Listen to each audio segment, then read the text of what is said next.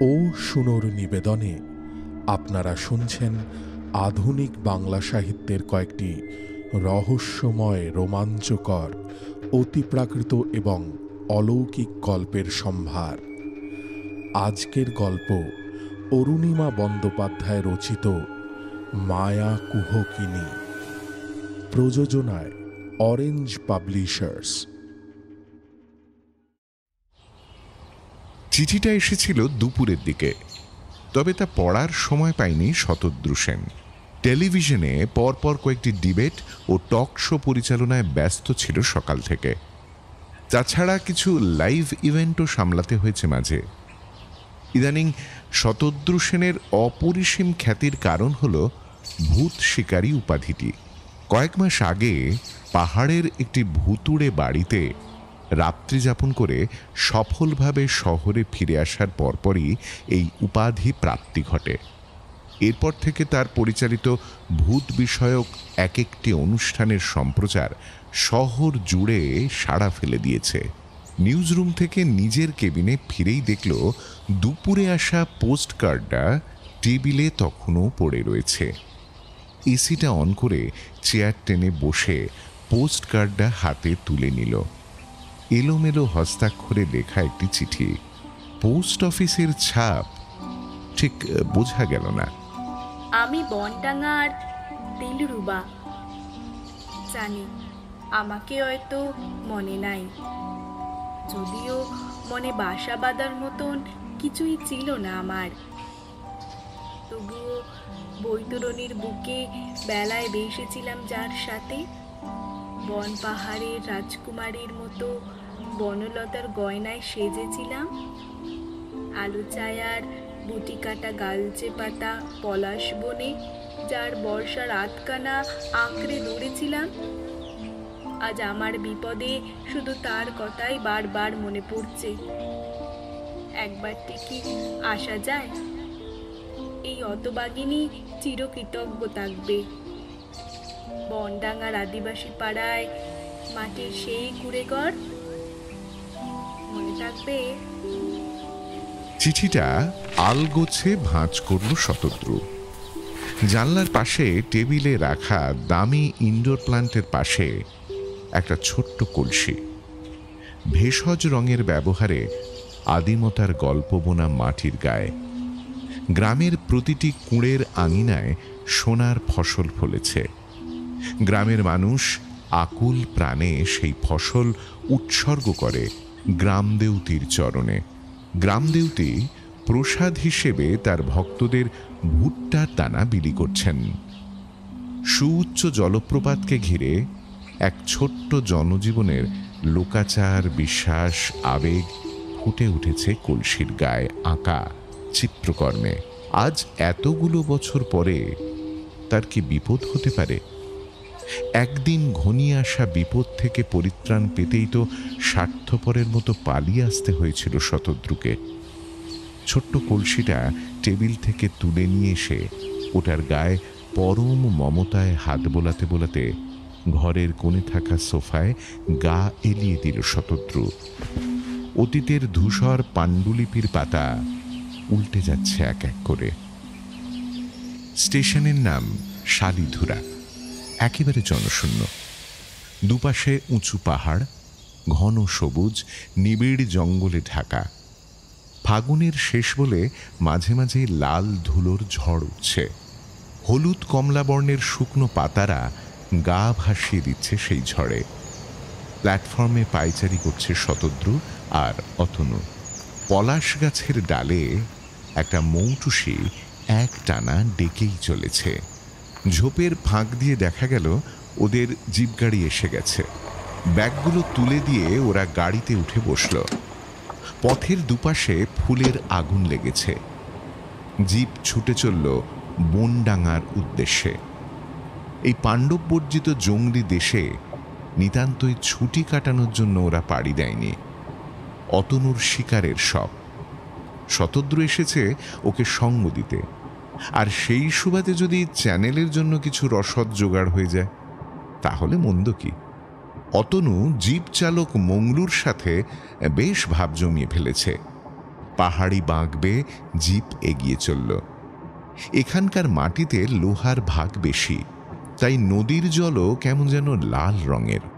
লাল সেগুনের জঙ্গলে পাতার উপরে লাল ধুলোর পুরু আস্তরণ জমেছে। মংলু বেসুরো গলায় গান জুড়েছে। অতনু বলল, আচ্ছা মংলু, তোমাদের গ্রামের আশেপাশে শিকারের জন্য কি কি জানোয়ার আছে? আছে বাবু, অনেক রকম। সম্বর, নীলগাই, বুনো শুয়োর, পাখি, আর সন্ধ্যার দিকে ওরাও বেরোয়। ভুবনডাঙ্গার জম। কারা? ভালু সাহেব, ইয়া বড় কালো, বিরাট শক্তি। তাই নাকি? গ্রামে আসে ওরা? না, ওরা ঝর্ণার দিকে থাকে, পাথরের টিলায় লুকায়। শিকার করবেন নাকি? দেখা যাক, আগে তো গ্রামে পৌঁছই। রাস্তাটা হঠাৎ অনেকটা নিচে নেমে গেছে। একটা ছোট্ট সাঁকো, নিচ দিয়ে কুলুকুলু শব্দে বয়ে যাচ্ছে লাল রঙের কোনো এক নদী। সাঁকো পেরিয়ে রাস্তা আবার খাঁড়া উঁচু হয়ে গেছে, ভারী সুন্দর দেখাচ্ছে। দুপাশে ধাপ কেটে কেটে ধান চাষ হয়েছে। দূরে সুউচ্চ নীলচে পাহাড় শ্রেণী, আর মাঝে বাঁধানো পুকুর। সাঁকোর কাছে জিপ থামিয়ে শতদ্রু আর অতনু নেমে পড়ল। এত সুন্দর জায়গা যদি না দেখে চলে যায় তাহলে নিজেদেরই ঠকানো হবে। বাইনোকুলারে চোখ দিয়ে চারপাশটা দেখতে থাকলো শতদ্রু। জনহীন ধান জমির আল বরাবর হেঁটে যাচ্ছে একটি মেয়ে, শ্যামাঙ্গী। চোখ দুটি অকৃত্রিম সারল্য মিশ্রিত অদ্ভুত সুন্দর। এক পিঠ এলো চুল, দুরন্ত, উদ্বিগ্ন। কোলে একটি গোলাপি হাঁস। বাবু, কি দেখছেন? মংলুর ডাকে চমকে গিয়ে হেসে স্বাভাবিক হতে চাইল শতদ্রু। ওর পিঠে হাত দিয়ে বলল, আচ্ছা মংলু, তোমাদের গ্রাম বুঝি এটাই? হ্যাঁ, এই তো গ্রামের শুরু। আর একটু গেলেই মানুষও দেখতে পাবেন। বেশ বেশ, চলো এগোই আমরা।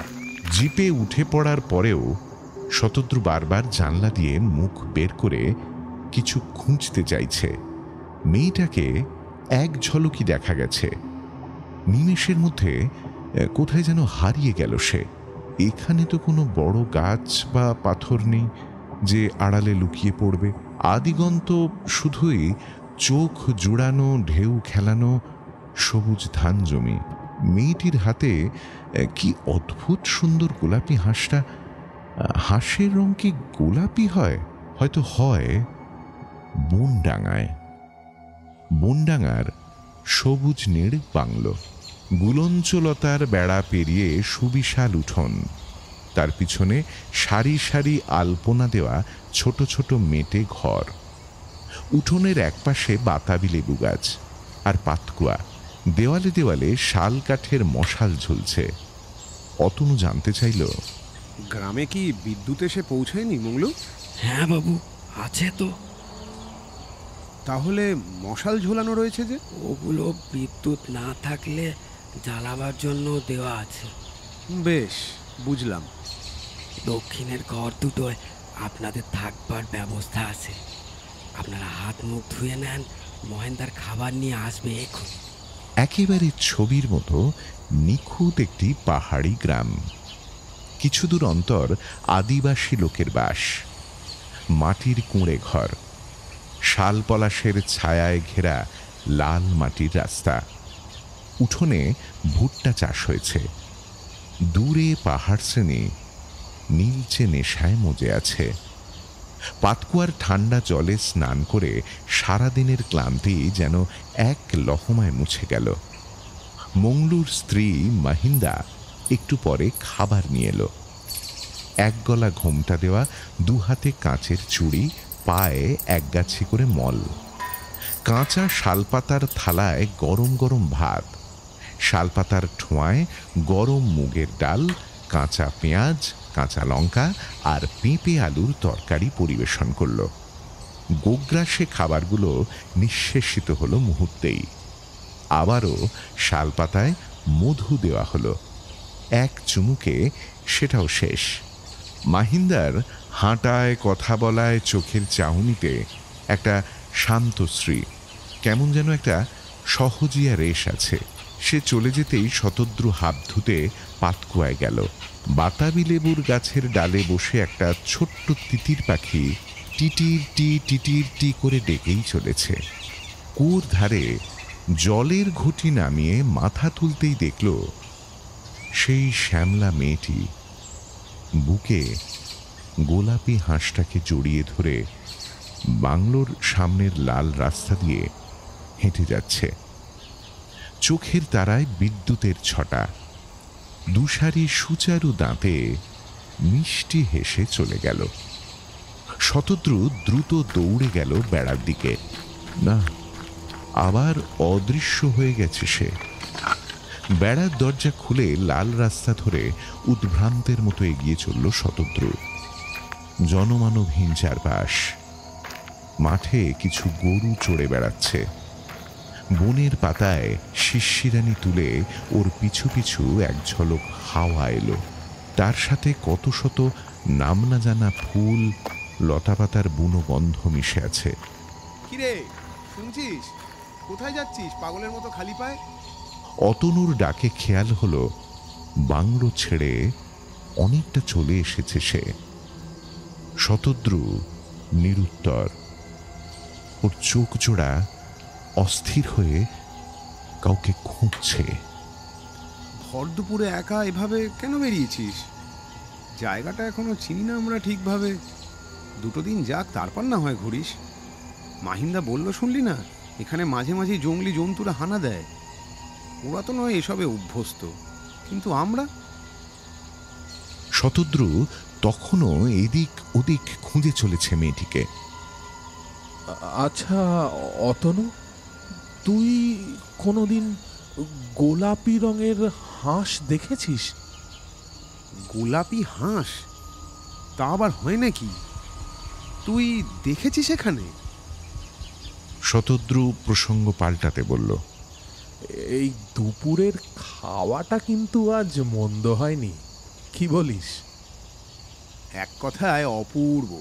এই নির্জন জঙ্গলি গ্রামে যে ওরকম খাবার পাবো, আহা, এটা আমি ভাবিনি রে। মংলুর বউ কেমন বলল শুনেছিস? গরম গরম ভাত। আসলে গরমটা না ওদের কাছে কোনো বিশেষণ নয়, একটা আলাদা তরকারির সমান। বাংলোর বেড়ার বাঁদিকে ধানি ঘাসের ঝোপটা তুলে উঠল।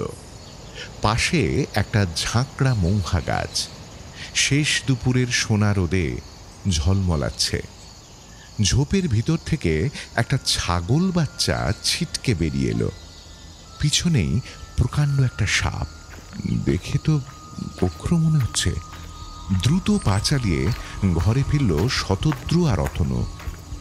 ক্রমশ সূর্য পশ্চিমে হেলে পড়াতে গাছগুলো শেষবারের মতো রোদের আগুনে আঙুল ছুঁয়ে নিচ্ছে। ঘরে ফিরে টান টান করে পাতা বিছানায় শরীর এলিয়ে দিল দুই বন্ধু। আস্তে আস্তে বেলা পড়ে গেল। শুক্লপক্ষের রাত, পূর্ণিমা কাছাকাছি। দূর থেকে মাদলের শব্দ আসছে। মংলুর ডাকাডাকিতে ঘুম ভাঙল দুজনেরই। অতনু দরজা খুলে দিতেই মংলু চা আর তেলে ভাজা নিয়ে ঘরের ভেতরে ঢুকে এলো। আজকে শিকারে বেরোবেন বাবুরা? অতনু অতি উৎসাহে বলল, হ্যাঁ হ্যাঁ, কেন নয়, আমি তো প্রস্তুত। শতদ্রু চুপচাপ। এই শতদ্রু, তুই চুপ কেন? যাবি তো শিকারে? আজ থাক বুঝলি, তোরা বরং যা, ঘুরে আয়। বারে, তোকে একা রেখে যাব নাকি? তাতে কি, রাতে খেয়ে দে নাক টেনে ঘুম দেব। অবেলায় খেয়ে না শরীরটা ঠিক জুত নেই রে।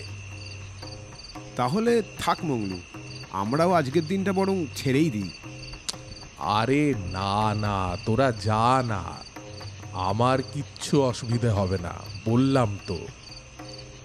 বনের মুখ থেকে একটা শব্দ ভেসে এলো। মংলু চেয়ার ছেড়ে উঠে দাঁড়িয়ে বলল, ওই জালে হরিণ পড়ল।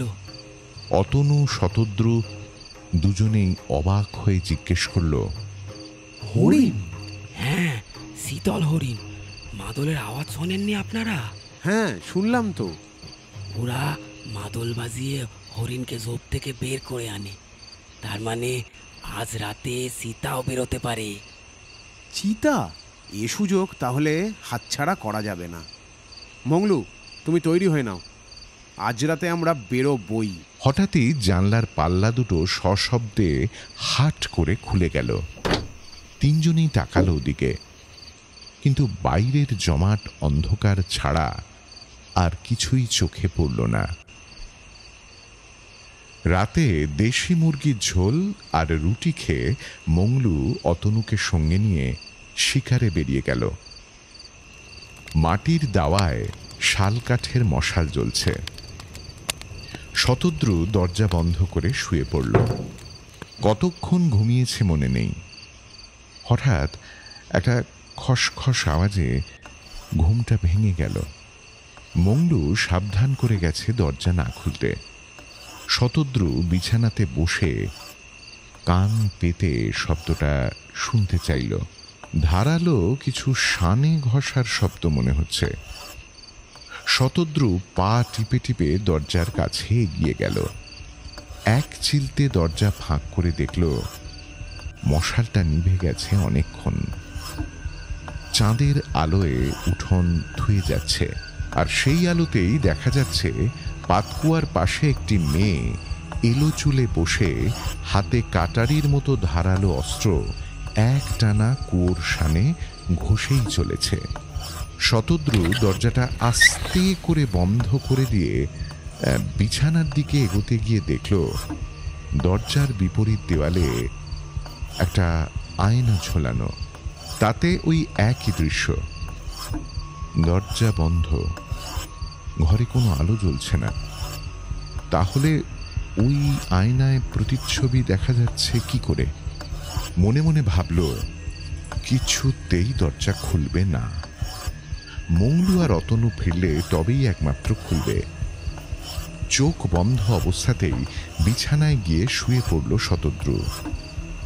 অস্ত্রে শান দেওয়ার আওয়াজটা কুয়োতলা থেকে ক্রমশ যেন ঘরের দিকে এগিয়ে আসছে।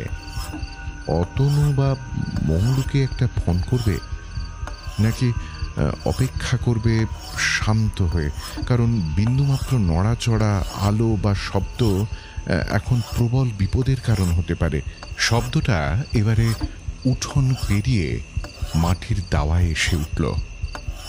দোকানে হাত চাপা দিয়ে শুয়ে আছে শতদ্রু। কিছুতেই দরজা খোলা যাবে না। একসময় শব্দটা দরজার চৌকাঠে হতে লাগলো। তবুও শতদ্রু শক্ত কাঠ হয়ে বিছানাতেই বসে রইল। এক একটা মুহূর্ত যেন এক এক দিনের মতো দীর্ঘ। অনেকটা সময় এভাবেই কাটল। ধীরে ধীরে দরজা জানলার ক্ষীণ ছিদ্রপথে ভোরের আলো প্রবেশ করল। সমস্ত শব্দ ঘনান্ধকারেই নিঃশব্দ হয়ে গেছে। ঘড়ির রেডিয়ামে তাকিয়ে দেখল ভোর 4:30। একটু পরেই অতনু ফিরে এলো মংলুর সাথে। শতদ্রু দরজা খুলে দিল। অতনুর পরনে শিকারীর পোশাক, মাথায় টুপি, পায়ে বুট। কিরে, মংলু কোথায়? ও বাড়ি গেল। শিকার করতে পারলি কিছু? দুটো বন মুরগি মাত্র। বাহ, ফাইন, তাতেই হবে। তা সেগুলো কোথায় রেখে এলি? ওই মংলু বাড়ি নিয়ে গেছে, আজ তো ওদের মহাভোজ। তা তোর ঘুম হয়েছে ভালো করে? শতদ্রু একটু অপ্রস্তুত হয়ে পড়ল এই প্রশ্নে। হ্যাঁ, সে হয়েছে একরকম। নতুন জায়গায় প্রথম দিন যা হয় আর কি। মনে মনে ভাবল এখনই সবটা বলার দরকার নেই, কদিন যাক। সারা রাত তো জঙ্গলে চিতা শিকারের লোভে কাটিয়ে এলি। আজ খাওয়া দাওয়া করে দুপুরে ভালো করে বিশ্রাম নে তুই। আমি বরং একটু সামনে থেকে ঘুরে আসি। একা যাস না। একা নয় তো, একজন থাকবে আমার সাথে, এই গ্রামেরই। নিজের অজান্তেই কেমন করে যেন কথাগুলো বলে ফেলল শতদ্রু। ও নিজেও জানে না কেউ থাকবে কিনা, একাই তো বেরুবে ভেবেছিল। ও, তাহলে বরং যা, ঘুরে আয়। দুপুরে মাহিন্দা মহাভোজ নিয়ে হাজির। মোটা চালের ফ্রাইড রাইস আর বন মুরগির রোস্ট কাঁচা শালপাতায় গুছিয়ে পরিবেশন করল। চেটে পুটে পাত পরিষ্কার করে ফেলল দুজনে। অতনু মাহিন্দাকে জিজ্ঞেস করল, গ্রামে কি দুপুরবেলা কোনো জঙ্গলি পশু বেরোয় মাহিন্দা?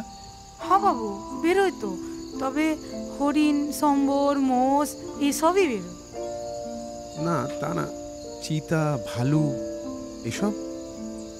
না বাবু, ওসব রাতে সারা তো বেরোয় না। অতনু যেন একটু নিশ্চিন্ত হল। শিকারের অভিজ্ঞতা ওর থাকলেও শতদ্রু একেবারেই অপটু এ বিষয়ে। বুনো আমড়ার টক খেতে খেতে অতনু বলল, যা, তুই তাহলে ঘুরে আয়। কোথায় যাবেন বাবু? এই তো, এই সামনেই একটু ঘুরে আসবো। বলতে পারো তোমাদের এই বনডাঙ্গা ঘুরে দেখবো পায়ে হেঁটে। তা বেশ তো, এই লাল রাস্তা ধরে সোজা 1 মাইল হেঁটে যান, দেখবেন একটা নদী পাবেন, বৈতরণী। পাহাড়ের কোল বেয়ে বয়ে চলেছে, যান দেখে আসুন। মাহিন্দা চলে যাওয়ার পরে অতনু শুয়ে পড়লে শতদ্রু লতা জড়ানো বেড়ার গেটটা খুলে লাল রাস্তায় এসে দাঁড়ালো। একটা ঘোরানো রাস্তা উঠে গেছে পাহাড়ে, জলপ্রপাতে যাওয়ার পথ ওটা। আর একটা চলে গেছে সোজা নদীতে। মাহিন্দার কথা মতো হাঁটতে থাকলো সেই পথে। চতুর্দিকে পাহাড়, চোখে পড়ে ঘন জঙ্গলের আস্তরণ। মহুয়ার গন্ধে বন মাথাল হয়ে আছে। পাহাড়ের মাথায় মাথায় শিমুল পলাশের গাঢ় লাল চমৎকার শোভা পাচ্ছে। ফুরফুরে বসন্তের বাতাস। বেশ অনেকটা হাঁটার পর শতদ্রু একটা মিষ্টি গন্ধ পেল, বুনো ফুলের গন্ধ। দূরে দুধলি গাছের ঘন ঝোপ থেকে একটা বড় পাখি হক হক করতে করতে উড়ে গেল। এতটা পথ চলে এলো, অথচ কোনো লোকজন চোখে পড়ল না। দুপুরে সবাই হয়তো বিশ্রামে ব্যস্ত। আরো কিছুটা এগোতেই মিষ্টি গন্ধটা আরো একটু প্রকট হলো। জলের শব্দ শোনা যাচ্ছে, তার মানে নদীর কাছেই চলে এসেছে। হঠাৎ ওর ভীষণ ক্লান্তি বোধ হতে থাকলো।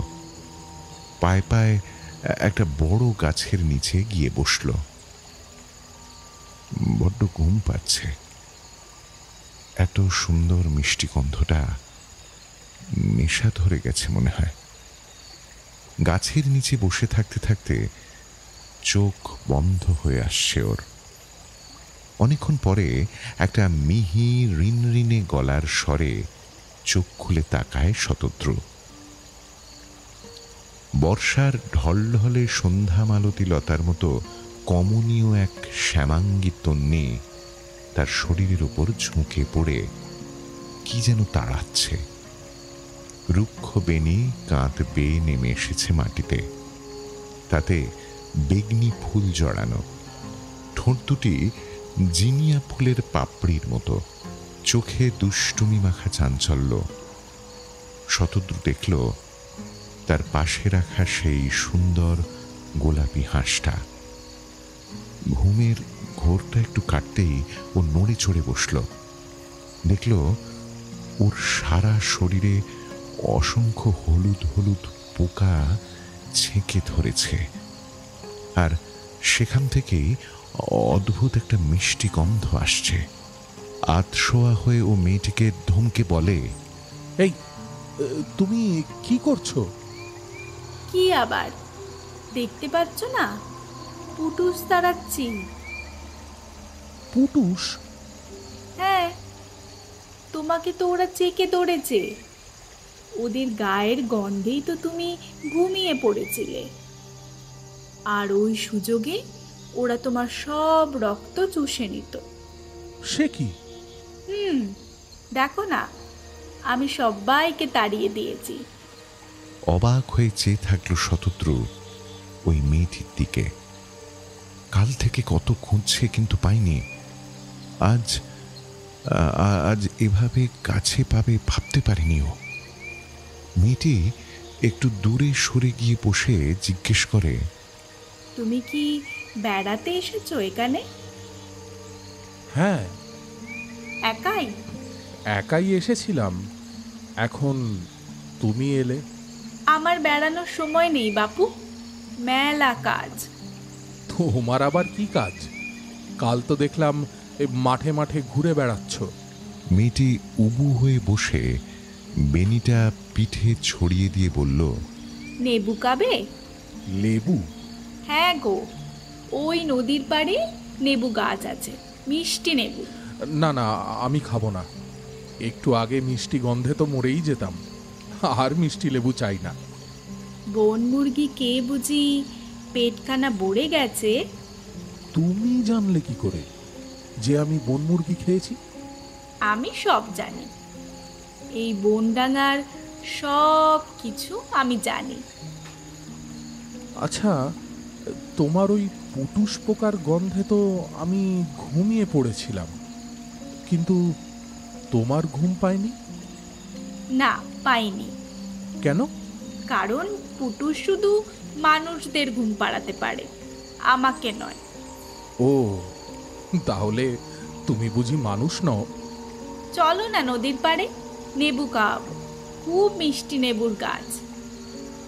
মেয়েটির চাউনি, কথার সুর, সামান্য সুখের জন্য অস্থির হয়ে ওঠা পাখির ডাক, বুনো ফুলের গন্ধ, নদীর কলধ্বনি, রোদের আমেজ সব মিলেমিশে একাকার হয়ে শতদ্রুকে যেন স্বপ্নালোকে নিয়ে যায়। নিজেকে আটকাতে না পেরে বলে, বেশ, চলো। তোমার পুটুসদের হাত থেকে যে আমাকে বাঁচিয়েছো, তার জন্য তো আমাকে এটুকু করতেই হবে। কিন্তু তুমি যে একটু আগে বললে তোমার মেলা কাজ। তোমাকে নেবু খাওয়ানোটাও তো আমার কাজই গো। শালবনের মাঝখান দিয়ে হাঁটতে থাকলো দুজনে। অনর্গল কথা বলে চলেছে মেয়েটি। একদল হৃষ্টপুষ্ট বুনো শুয়োর নদীতে জল খেতে এসেছে। এক ঝাঁক ছাতারে পাখি নদীর চরে রোদে লুটোপুটি খাচ্ছে। কই তোমার লেবু গাছ কই? ওই যে ওই পারে, দাঁড়াও, আমি বেলাকানা আনি। ওই পারে? না না, থাক, আমি ও পারে যাব না। কেন যাবে না? ভয় পাচ্ছ বুঝি কাল রাতের মতো? একটু থতমত খেল শতদ্রু। কাল রাতের কথা এই মেয়েটি জানল কি করে? ও ছাড়া তো কেউ জানে না কাল কি ঘটেছিল। নদীর ধারের বালি তেতে আছে। একটু অন্যমনস্ক হয়ে যায় ও। মেয়েটি ডাকে, ভেলা এনেছি গো, উঠে এসো তাড়াতাড়ি। খরস্রোতা বৈতরণী আকরিক ধোঁয়া, লাল রঙের জল বহন করে চলেছে নিরন্তর। এই মাদলের শব্দ কোত্থেকে আসছে জানো তুমি? জানি বই কি, পরশু তো আমাদের মৌয়া যাত্রা আছে। মন্দিরের লোকেরা গ্রাম দেবতীর পুজো করবে, ওখানেই তো বাজছে মাদল। তুমি যাবে দেখতে? তুমি নিয়ে যাবে আমাকে? আমি সেদিন আসতে পারবো কিনা জানি নে। কেন, সেদিন বুঝি তোমার আরও কাজ থাকবে? সেদিন তো সবাই মৌয়া খাবে। 1 মাস ধরে মাটির কলসিতে মজানো মৌয়ার রস খেয়ে দেখো, দারুণ নেশা লাগে। ও, তা তুমি বুঝি খাও? খাই তো। আচ্ছা, তোমার ওই গোলাপি হাঁসটাকে কোথায় পেয়েছো? তোমাদের ওই গ্রামে বুঝি পাওয়া যায়? না, এটা শুধু আমারই আছে। মোহনিয়া এটা আমাকে দিয়েছিল পুজোর দিনে। মোহনিয়াটা আবার কি? আমার মালিক। এ আবার কেমন কথা? তোমার মালিক কেন হবে? তুমি কি তার কেনা বস্তু নাকি? হ্যাঁ, কেনাই তো, সেই কোন ছোটবেলায় ও আমাকে কিনেছিল। ওর হাত থেকে আমার মুক্তি নেই। যতদিন থাকবো ও আমার মালিকই থাকবে। এই, এবার ফিরে চলো। আর তোমার লেবু গাছ কোথায়? নেই। নেই মানে? নেই মানে নেই, কখনো ছিল না। আমি তোমাকে মিথ্যে বলে নিয়ে এসেছি। তুমি কি আমাকে বকবে তার জন্য? না, বকবো না, তবে এ কাজ করা তোমার উচিত হয়নি। ফিরে চলো। যাচ্ছি, এক্ষুনি যাচ্ছি। আচ্ছা, আজ তোমার বন্ধু শিকারে যাবে না? দূর থেকে আবার মাদলের শব্দ ভেসে আসছে। শতদ্রু ধীর পায়ে উঠে বসল ভেলায়। ভাসতে ভাসতে চলল নদীর ওপারে। ভেলা থেকে নেমে শতদ্রু এগিয়ে গেল বাড়ির দিকে। মেয়েটি একটা গাছের আড়ালে দাঁড়িয়ে রইল মুখ লুকিয়ে। শতদ্রু শালবন পেরিয়ে লাল মাটির পথ দিয়ে চলতে চলতে মেয়েটির অনর্গল বলে যাওয়া সরল কথাগুলো বোঝার চেষ্টা করছিল। মেয়েটি আশ্চর্য রকম সাহসী। শহরের মানুষের কাছে বিন্দুমাত্র লজ্জা বা সংকোচ নেই ওর। পথে শাল ফুল পড়ে আছে এখানে সেখানে, সারা বন গন্ধে মম করছে। তবে এই এতটা পথে আর কোনো মানুষজন চোখে পড়েনি ওর। রাতে মহিন্দা এসে খিচুড়ি আর আলুর বড়া দিয়ে গেছে। মংলু আর অতনু আজও বেরুবে শিকারে। মংলু খবর এনেছে নদীর কাছে চিতাবাঘের পায়ের ছাপ দেখা গেছে। তার মানে সে আশেপাশেই আছে কোথাও। আজ আর সুযোগ হাতছাড়া করলে চলবে না। ওরা পেরিয়ে যেতে শতদ্রু দরজা বন্ধ করে শুয়ে পড়ল। বাইরে গাছের মগডাল থেকে নিশাচর পাখি এক টানা ডেকে চলেছে। চোখ বন্ধ করে ও আজ বিকেলের কথাগুলো ভাবছিল। ভাবতে ভাবতে কখন যে ঘুমিয়ে পড়েছে তা সে নিজেও জানে না। ঘুম ভাঙল অদ্ভুত একটা শব্দে। গতকালের মতোই শতদ্রু বিছানা থেকে ধীর পায়ে নেমে এগিয়ে গেল দরজার দিকে। সামান্য একটু খুলে যা দেখল তাতে ওর শীত দাঁড়া দিয়ে ঠান্ডা স্রোত বয়ে যাচ্ছে। গতকালের সেই এলোকেশী মেয়েটি একইভাবে কোরতলায় বসে আছে, দুহাত রক্তে ভেজা। গোলাপি হাঁসটিকে কেটে তার রক্ত পান করছে। সারা শরীর অবশ হয়ে আসছে ওর। ঘন ঘন নিঃশ্বাস পড়ছে। কিভাবে কিভাবে বাকি রাতটা কাটাবে ও? প্রতি মুহূর্তে মনে হচ্ছে তার শরীরের ভিতরে একটা কাঁচের কিছু ভেঙে টুকরো টুকরো হয়ে যাচ্ছে। হঠাৎ কেমন যেন ঝাঁকুনি দিচ্ছে ওর শরীর। উঠোন জুড়ে মল ঝমঝমিয়ে কেউ যেন ছুটে বেড়াচ্ছে। জ্ঞান হারালো শতদ্রু।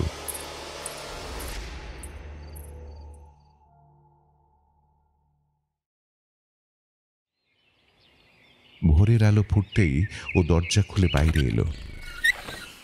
কেউ কোথাও নেই তো। এমনকি হাঁস, রক্তপিপাসু মেয়েটিরও কোনো চিহ্ন নেই। চারপাশ অসম্ভব শান্ত, যেন গত রাতে কিচ্ছুটি ঘটেনি। উঠোনে বসেছিল শতদ্রু। অনেক বেলা হলো। মংলু আর অতনু তখনও ফেরেনি। ফোনে বেশ কয়েকবার চেষ্টা করল, কিন্তু যোগাযোগ সীমার বাইরে বলছে।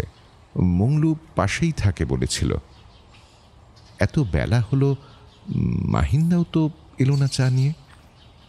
ও বেরিয়ে পড়ল অতনুর খোঁজে। কোন দিকে শিকারে গেছে তাও জানা নেই। গ্রামে যে কয়েকটা কুঁড়ে ঘর চোখে পড়েছে তার প্রত্যেকটায় মংলুর খোঁজ নেবে ভাবল। কিন্তু কি আশ্চর্য, প্রতিটা বাড়ি খাঁ খাঁ করছে। দীর্ঘ কয়েক বছর ঘরগুলোয় কেউ বাস করেনি বলেই মনে হয়। প্রতিটা ঘরে সাপ, খোপ, জঙ্গল গজিয়ে উঠেছে। জানলা দরজা ভাঙা। কোথাও কোথাও পশুর কঙ্কাল পড়ে আছে। সমগ্র গ্রামটি যেন ভুতুড়ে মনে হচ্ছে। চারপাশে শুধুই রুক্ষ পাথর, ধান জমির চিহ্ন পর্যন্ত নেই। রাতারাতি এসব কি ঘটে গেল বুঝতে পারছে না শতদ্রু। তবে মারাত্মক কোনো বিপদে পড়ে গেছে সেটা বুঝতে এতটুকু অসুবিধা তার হচ্ছে না। এখান থেকে ফেরার পথও অজানা। এসেছিল মংলুর গাড়িতে, সেসব তো আর কিছুই নেই। ফিরবে কিভাবে এবার? আর অতনুকে ফেলে রেখে যাবেই বা কি করে? তবে তবে আর এক মুহূর্ত এখানে থাকা উচিত হবে না। হঠাৎ কারোর ডাকে ওর হুঁশ ফিরল। বন্ধুকে খুঁজছো বুঝি? পেছন ফিরে দেখে সেই মেয়েটি যার সাথে কাল নদীতে গিয়েছিল। তুমি তুমি জানো অতনু কোথায়? আমাকে বলো, আমি আমি ফিরে যেতে চাই। সে তো আর নেই গো, মংলু তাকে ডেকে নিয়ে গেছে, আর ফিরবে না সে। কি যাতা বলছো? কোথায় গেছে ওরা? তা আমি জানি না, তবে তোমাকে বাঁচাতে পারি আমি। অতনুকে না নিয়ে আমি ফিরবো না। তাহলে মৌনিয়া তোমাকেও দাস বানাবে, জেনে রেখো। কে মোহনিয়া? আর তুমি বা কে? এই মৌনিয়া হলো এই গায়ের মালিক। আমাদের সবাইকে ও নিজের দাস বানিয়েছে। আমরা কেউই আর বেঁচে নেই গো, সবাই মৃত। আমরা মানুষ ধরে এনে দিই ওকে, ও তাদের মেরে ফেলে, তাদের আত্মাকে নিজের দাস বানায়। আমাদের আত্মা মুক্তি পায় না ওর জাল থেকে। মৌলও তো তোমাদের ওভাবেই ধরে এনেছে। তোমার বন্ধুকে হয়তো এতক্ষণে মেরেও ফেলেছে। আমিও তোমাকে অনেকবার মারতে চেয়েছিলাম জানো, কিন্তু পারিনি। তুমি তুমি ফিরে যাও গা। কাল তোমাকে যে বেলায় করে ওপারে নিয়ে যাব বলেছিলাম, সেই বেলাকানা ওখানেই রাখা আছে। ওপারে পৌঁছে গেলে মৌনিয়ার এই পৈশাচিক শক্তিজালের বাইরে তুমি চলে যাবে। আর দেরি করো না, তুমি তাড়াতাড়ি পালাও। আর আর তুমি? আমি আমি এভাবেই থাকবো। আমার মুক্তি নেই, কেউ আমাকে সাহায্যও করতে পারবে না। তোমার তোমার নাম কি? দিলরুবা, এই নিশিগায়ের দিলরুবা। এই কুড়েঘরগুলোতেই আমি থাকি, আর অনন্তকাল এখানেই আমি থাকব। তোমাকে তোমাকে একখানা জিনিস দেব, নেবে? কি? এই কলসিখানা তুমি রাখো। এর গায়ে এই বনডাঙ্গার গল্প আঁকা আছে। এইটাই আমার গ্রাম ছিল, এখানেই আমার জন্ম, আমার বেড়ে ওঠা। তখনও পিশাচ মৌনিয়া এই বনডাঙ্গাকে গ্রাস করতে পারেনি। এখানা তুমি যত্ন করে রেখে দিও।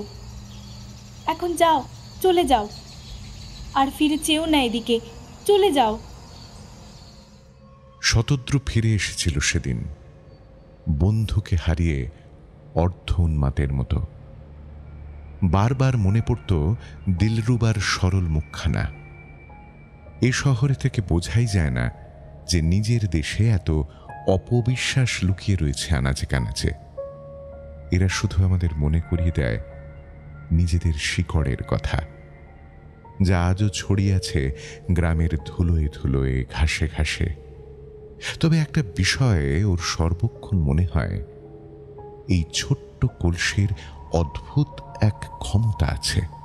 শতদ্রুর বিশ্বাস, এই কলসির কারণেই ও আজ ভূত শিকারী উপাধি পেয়েছে।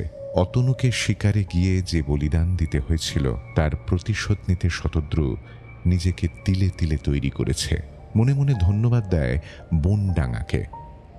ভাগ্যিস সে ডাক পাঠিয়েছিল, তবেই তো আজ ওর সমস্ত অন্ধত্ব ঘুচেছে, ভয়মুক্ত হয়েছে। যুক্তির আতশ কাঁচের মাধ্যমে সবকিছুর বিশ্লেষণ করা সবসময় সম্ভব নয়। ইন্দ্রিয়গ্রাহ্য জগতের মতো অতীন্দ্রিয় জগৎও আছে, সে জগতে সবকিছু বৈচিত্র্যময় ও রহস্যাবৃত। এই পৃথিবী ঐশ্বরিক ও পৈশাচিক শক্তির ভারসাম্যের ওপরেই টিকে রয়েছে আপাতত। শতদ্রু শহরে ফিরেছে বছর 10 হবে। আজ এত বছর পরে হঠাৎ দিলরুবার চিঠি। তার নাকি ভীষণ বিপদ।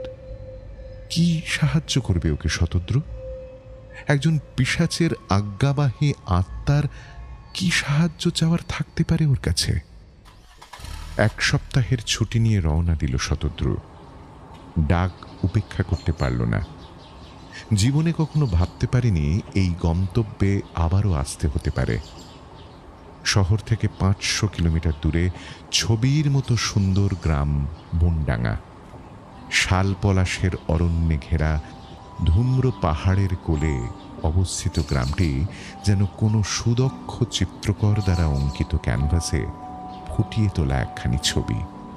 পাশ দিয়ে বয়ে গেছে প্রাণোচ্ছল যুবতীর মতো বৈতরণী নদী। শতদ্রু এইবার নিজের গাড়ি নিয়ে গেছে। এই 10 বছরে গ্রামটার কোনো পরিবর্তনই হয়নি। মনে হচ্ছে এই তো সেদিনের কথা। সেদিনও যেমন কোনো মানুষ ছিল না, আজও নেই। মোহনিয়া হয়তো পুরো গ্রামকেই শ্মশান বানিয়ে রেখেছে। দিলরুবাকে ও এখন কোথায় খুঁজবে? সে তো লিখেছিল মাটির কুঁড়ে ঘরেই থাকে। এই তো সেই সবুজ নীড় বাংলো, সেই বাতাবি লেবু গাছ, আর পাতকুয়াটাও চলেছে। শতদ্রু ধীরে ধীরে সেই ঘরখানায় প্রবেশ করল যেখানে তার আর অতনুর থাকার আয়োজন করা হয়েছিল সুদীর্ঘ 10 বছর আগে। বিছানাটি একই জায়গায় রাখা, তেমনি টান টান করে চাদর পাতা। দরজার বিপরীতের দেওয়ালে লাগানো আয়নাটির দিকে দেখতে পেল একটি মেয়ের মুখ। চোখগুলো ভয়ঙ্করভাবে ঠিকরে বেরিয়ে আসছে। কপালের মাঝখান থেকে নাকের পাশ দিয়ে রক্তের ধারা বয়ে যাচ্ছে। চোখটা বন্ধ করে ফেলে শতদ্রু। যদিও এখন আর ভয় পায় না এই হাড় হিম করা দৃশ্য। সাহসের সাথে চিৎকার করে বলল, এই কে তুমি? তীব্র কান্নার শব্দ ভেসে আসে আয়না থেকে। শতদ্রু আবার বলে, দিলরুবা কোথায়? শতদ্রু এগিয়ে যায় আয়নার দিকে। আমি দিলরুবা, আমি এই আয়নায় বন্দি। এখানে কে বন্দি করলো তোমাকে? মোহনিয়া। কিন্তু কেন? আমার কাছে কি সাহায্য চাও তুমি দিলরুবা? দেখো, তোমার চিঠি পেয়েই আমি ছুটে এসেছি। মোহনিয়া তার পিশাচ দেবতার কাছে আমাকে বলি দিতে চেয়েছিল একদিন। আমার শরীরে যে ঋষির বাস, যা কেবলমাত্র রাতেই শিকার করতে পারে। চেষ্টা করেছিলাম তোমাকে মেরে ফেলার, কিন্তু পারিনি। কেন তা পারিনি আজ মুখ ফুটে বলতে পারবো না। তুমিও জানতে চেও না কো।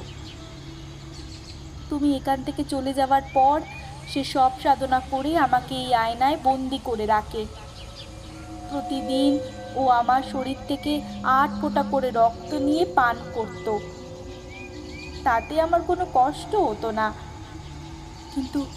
কিন্তু আজ আমার আত্মাকে এই আয়না থেকে বের করে গোলাপি হাঁসের ভিতরে প্রবেশ করাবে মোহনিয়া।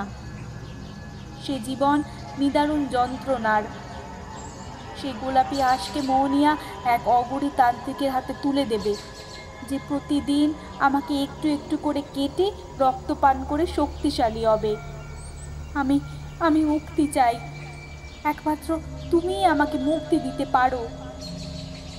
আজীবন অতিপ্রাকৃত জগৎকে গায়ের জোরে অস্বীকার করে এসেছি। ভেবেছি অলৌকিক যা কিছু ঘটছে তা সবটাই অবচেতনের হাতছানি। কিন্তু বিশ্বাস করো দিলরুবা, এখান থেকে বেঁচে ফেরার পর সংগোপনে নিজের মনের মুখোমুখি যতবার বসেছি ততবারই এগুলোকে অবজ্ঞা করা নিতান্তই দুরূহ মনে হয়েছে। আমি জানি না তোমাকে কিভাবে সাহায্য করব। তবে তোমাকে সত্যি আমি মুক্তি দিতে চাই। সেদিনও চেয়েছিলাম, আজও চাই। কিন্তু কিভাবে? তা সে যেভাবেই হোক এই মোহনিয়ার জাল থেকে আমাদেরকে বেরোতে হবেই। নদীর উত্তর মুখে কিছু পথ পার হলেই এই পৈশাচিক জগতের বেড়ি থেকে মুক্ত হব আমরা। ওখানে একখানা দ্বীপ আছে, মাঝিহারা ঘাট। সেখানে নীলতন্ত্রের এক সাধক থাকেন, নিষ্পাপ কামনা বাসনাহীন এক সাধক। মোহনিয়া তাকে একসময় এই গ্রাম থেকে তাড়িয়ে দিয়ে নিজের রাজত্ব এখানে শুরু করেছিল। উনি ব্রহ্মস্বরূপিণী মহাবিদ্যাকে শব্দেই আহ্বান করেন। আমার আত্মাকে একমাত্র উনিই মুক্তি দিতে পারেন। তাই এই আয়নাকানা ওনার কাছে তোমাকেই পৌঁছে দিতে হবে। এক্ষুনি আমাকে নিয়ে চলো এখান থেকে। নদীঘাটে পেলা বাঁধা আছে, নোঙর খুলে উত্তরে ভাসিয়ে দিও। আর মনে রেখো, আজ রাতের মধ্যেই ওই সাধকের কাছে আমাকে পৌঁছে দিতে হবে তোমায়। আমি তোমাকে নিয়ে যাব দিলরুবা, কিন্তু কিন্তু তোমার ওই রক্তস্রাবী পৈশাচিক মুখটা যে যে আমি সহ্য করতে পারছি না। যে দিলরুবা আমাকে মায়ায় বেঁধেছিল, আমি যে তাকে দেখতে চাই। আর যে তা সম্ভব নয় গো। তুমি বরং চোখ বন্ধ রেখেই এই আয়নাকানা নিয়ে চলো। বেশ, তাই হোক। শতদ্রু আর এক মুহূর্ত সময় নষ্ট না করে দেওয়াল থেকে আয়না খুলে নিয়ে ঊর্ধ্বশ্বাসে দৌড়তে থাকলো নদীর ঘাটে। ভেলা বাঁধা আছে সেই একই জায়গায়। আরও একবার মুক্তির দিশারি হবে এই ভেলা। উত্তর মুখে যাত্রা করলো ওরা। বেশ কিছু পথ পেরিয়ে নদীর বুকে একটা দ্বীপ দেখতে পেল। এটাই মাঝিহারা ঘাট। মাটির ঘরে মৃগচর্মে উপবেশন করে আছেন রক্তকৌপিনধারী এক সাধক। শতদ্রুকে দেখেই শান্ত গম্ভীর স্বরে বললেন, তোমাদেরই অপেক্ষায় ছিলাম। সাধক আর কাল বিলম্ব না করে কাজ শুরু করলেন। আয়নাটি ভাঙতেই এক নারীর শবদেহ সামনে এলো। শাস্ত্রমতে সেই শবদেহকে সুগন্ধি জলে স্নান করিয়ে ধূপ জেলে অগরু চন্দন মাখিয়ে পুজো শুরু করলেন। এবার শবের মুখে এলাচ, লবঙ্গ, কর্পূর দিয়ে শবকে উল্টে তার পিঠে চন্দন মাখালেন। এবার তন্ত্রমতে শবের পুজো করে একটা কলসি তুলে দিলেন শতদ্রুর হাতে। কলসিখানা দেখতে অবিকল দিলরুবার দেওয়া 10 বছর আগের সেই কলসিটির মতোই। বললেন, এর ভিতরে মন্ত্রপুত জল আছে। নদীতে তা যেন ভাসিয়ে দেওয়া হয়। চারিদিক নিথর, নিস্তব্ধ। গাছের পাতা পর্যন্ত নড়ছে না, যেন দূরে কোথাও যুদ্ধ হচ্ছে অসুরের ভালোর সঙ্গে মন্দের। শতদ্রু নির্ভয় নির্দ্বিধায় জলপূর্ণ কলসি এনে দাঁড়ালো বৈতরণীর তীরে। কলসির জল নদীতে মিশিয়ে দিতে দিতে বলল, নরক যন্ত্রণা থেকে তোমার মোক্ষ লাভ হোক দিলরুবা। এ জীবনে হয়তো আর দেখা হবে না তোমার সঙ্গে, তবে তবে তোমার কথা আমি কোনো দিনও ভুলব না। একদিন তুমি আমাকে বিপদমুক্ত অবস্থায় বৈতরণী পার করে পুনর্জন্ম দিয়েছিলে। আজ আমার হাত ধরে তোমার চিরমুক্তি ঘটুক। সূর্যাস্তের দিকে তাকিয়ে এই মুহূর্তে মনে হচ্ছে যে জীবন বড় বেশি সুন্দর মৃত্যুর আলো মেখে। তুমি আমাকে অন্ধকারের পাঠ দিয়ে ঋদ্ধ করেছিলে, আজ আমি তোমাকে আলোর পাঠ দিলাম। যত্ন করে তাকে আঁচলে বেঁধে রেখো দিলরুবা। ও শুনোর নিবেদনে আপনারা শুনলেন আজকের গল্প অরুণিমা বন্দ্যোপাধ্যায় রচিত মায়া কুহকিনী। পাঠে দিব্যেন্দু, সাম্য, রক্তিম, অভিজিৎ, পূর্বিতা। প্রযোজনায় অরেঞ্জ পাবলিশার্স। শব্দ সংযোজন এবং আবহ ই ফ্ল্যাট স্টুডিও। প্রচ্ছদ আকাশ।